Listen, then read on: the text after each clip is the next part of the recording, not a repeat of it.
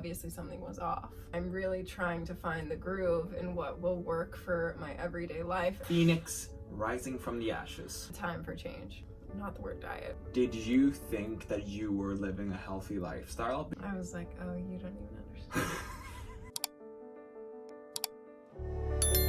Hello, people. Hello, everyone. Welcome back to our channel. This is a second part of a two-part video. So if you haven't already seen last week's video, we suggest that you pop over to that one and watch that first for some context. In last week's video, we started talking on the subject of you and your hair loss story, how it all began back in 2016 at the age of 22, which started as a bald spot on one side of your head, ended with you shaving all of the rest of your hair. I think we just picked up where we left off, which was after I lost all my hair. So after I got back home from the cruise, I went completely vegan and gluten-free. It was an adjustment for sure. It's not easy to just change your diet like that.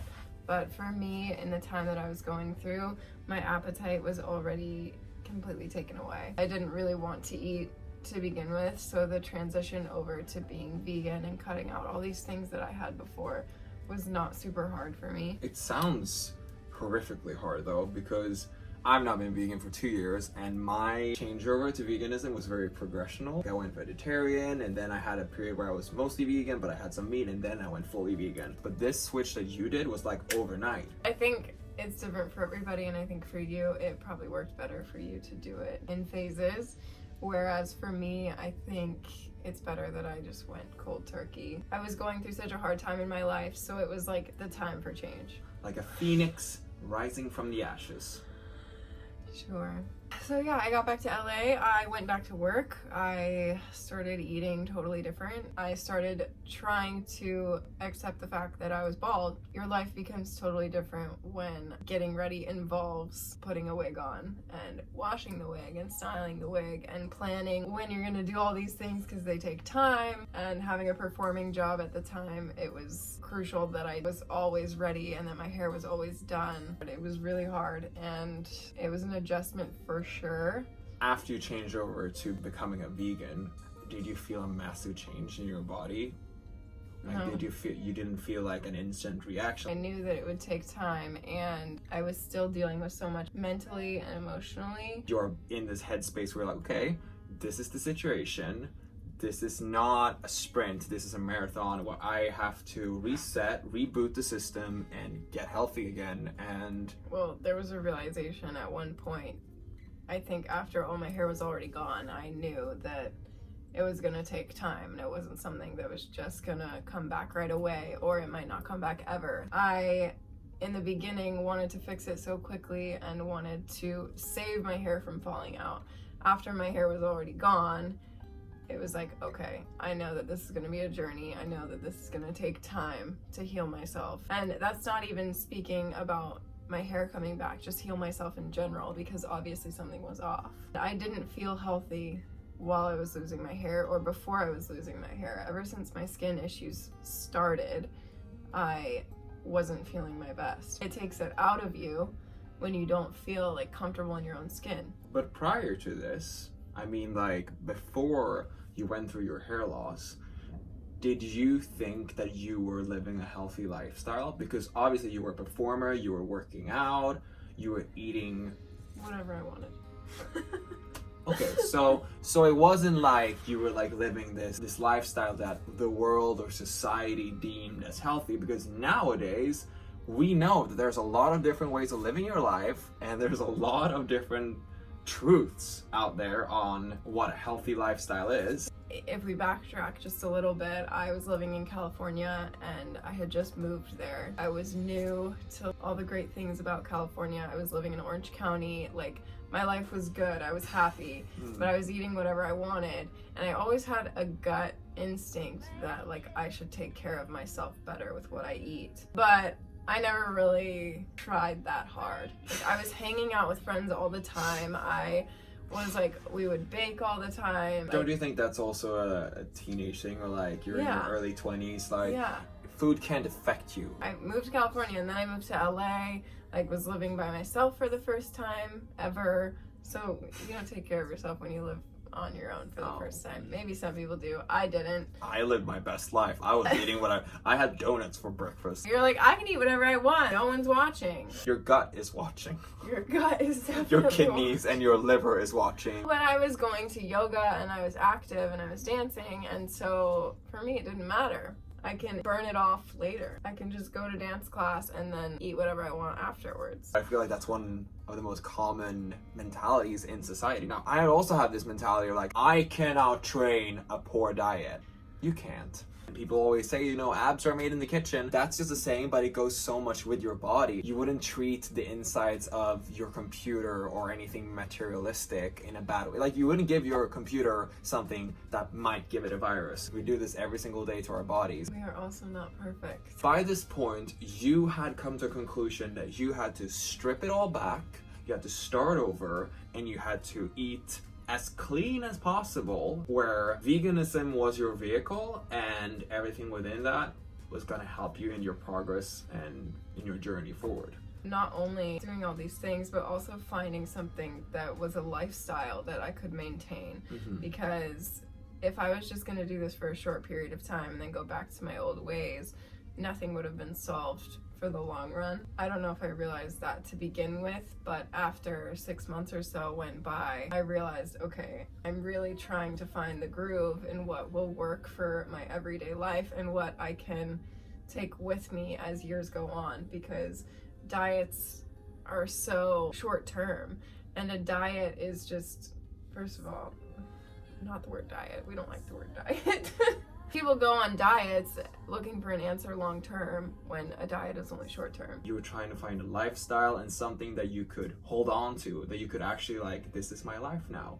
Yeah. The summer afterwards, have you by this point tried to reach out or find others in your situation, or were you by this point still very much by yourself, like going through this process? At that point, I hadn't met anybody that was going through the same thing. There was one friend that I met in LA that she has alopecia, and she's a lovely person. I've like erased this time from my memory, so I have to think back.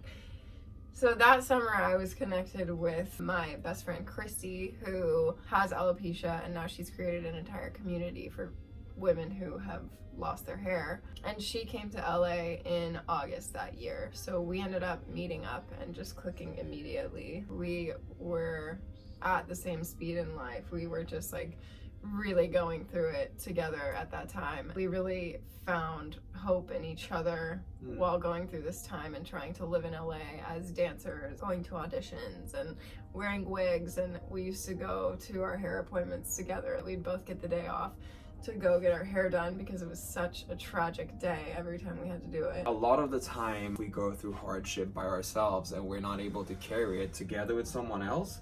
So the fact that you guys met up and you were sort of in the same place at the same time, at the same speed, it's remarkable. We'll, by the way, link her website below for anyone if you want to get in contact with her or the community. The Bald Tourage. I met Christy in August. My first patch of hair started growing back on top of my head in September, October. How did you react to that? In my head, I was like, oh, I'm gonna probably have patches grow in and I'm never gonna have a full head of hair back. That's what I thought. And we were going to a hair place. I'm not even gonna name them because it's not worth it, but they took a photo of my hair follicles on the inside of my head. They had a camera that like looks into your head. They essentially told me my hair follicles were dead and that my hair was never gonna grow back. They should not be telling people that. It's just not their job to do that. So we would go to these hair appointments and I was wearing wigs that were glued onto my head.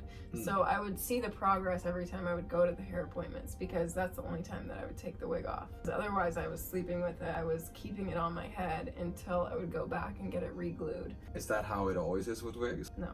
There's different kinds of wigs. You can tape them on, you can just put them on, and sometimes they're secure. Some of them have silicone so they like stick more. There's all different kinds. But both Christy and I didn't want to have to take our wigs off every night. We were still in the mindset of like, if we can see this as our real hair and wash it and have it on our head when we sleep, it helped us mentally. So we would go to these hair appointments and I would take off my wig every few weeks and my hair just kept growing. So at first it started with a little patch and then it expanded and I had hair on top of my head but nowhere else. At one point I had a mohawk. The mini mohawk. I love that clip. I have an entire story on my Instagram that you can go back and watch. I think it actually is called Journey. At first I have barely any hair on top of my head and then I'm like, I have a mohawk. I was really optimistic about it and I just kind of let my hair grow because I didn't know if it was going to fall out again or if it was going to keep growing or if it was just going to be on top of my head.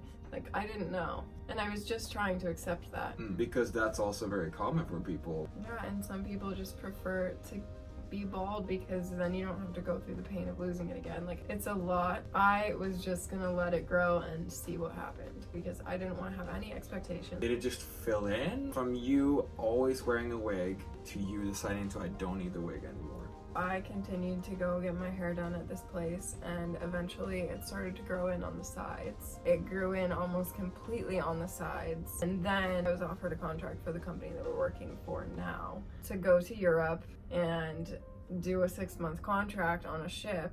And this is roughly like, what, 1.5 years after your hair loss started? Yeah. My initial reaction to that email from my agent was, I cannot go work on a ship while having a wig. That just seemed way too complicated in my mind. I was like, that will not work. There's just no way. There's no way. I had been wanting to leave LA for a while. I was getting a little tired of the lifestyle there. Not a cruise contract. That was not what I was expecting. And then I called my dad. My dad was like, don't worry about your hair. Do you want to take it regardless of your hair? I decided to take the job and I still didn't have hair on the back of my head at all. When I left for Europe, it was just starting to fill in, but I still at that point was not like, in a couple months I'm gonna have a full head of hair. I was like, I'm probably still gonna wear wigs. That was my mindset. I went to Europe, a couple months passed and my hair started to grow in the back. It was pretty much right when I met you. It was almost long enough to take off my wig and just have the pixie cut that I naturally had grown back. By this point, I had no idea that Morgan had gone through this. We also talked more about it in our video about how we met. The very short version is the fact that one morning you came in without your wig on, with your pixie cut, and I saw you and I just grabbed her face and said, why were you wearing that? You're the most beautiful person. Like, what are you doing? I was like, oh, you don't even understand. No, it was very sweet. Basically, my hair just kept growing. From dead hair follicles where hair will never grow again to this. So don't listen to people who are telling you what your future holds because they don't know. I don't want to promise anybody that this is the way that your hair is going to grow back. Like, for me, this is just my journey and what happened with me, and I want to share my story because people have asked. I think it's important that we have it on a YouTube channel because we try to be very transparent and honest in our life and who we are, and this is a big part of who I am. So we wanted to just sit down and talk about it a little bit, and we wanted to do it together because I think that Will has been a big support in my life and what I've gone through in the last few years. And it is important to talk about. Like anything in life, it gets easier if you share it. If you're at that point that you can and want to share it with someone, I understand that I will never understand. I've accepted that you've gone through a hardship that I know nothing about, but all I can do is love you and support you. I've also realized that people talk about it so lightly. People joke so lightly about like hair loss. For me, it even hits differently, but for somebody who is like in the present moment going through it, I know that it's hard to listen to. So I said it in the last part and I'll say it again, but if you are going through this and you want somebody to talk to who understands where you've been, I'm always happy to talk about it. You can DM me on my Instagram or just comment below, reach out to us on here. We also just want to mention that for a lot of people, the financial struggle of losing your hair and not being able to buy wigs, there are incredible organizations where you can donate your hair if you're cutting it off. So just next time, if you're gonna cut all your hair off, have a look at that. Maybe there's something you can do. Something you can do with something that was just gonna go in the trash. Yeah, because you have no idea the impact that your hair could do for somebody who doesn't have any. Thank you guys for watching another video of ours. We're so grateful that you show up every week. If you haven't already, please don't forget to hit that subscribe button. We will see you next Monday. We will. Have a good one, guys. Bye. We talked through... What are you doing? I don't know what I'm saying. Yeah. Jojo. You're Jojoing. Yo, yo. Yo, yo. Y-O-Y-O. Not Yo, J. yo. Yo, yo. And you're so understanding over there. What? Are we still on a ship? Because I forgot.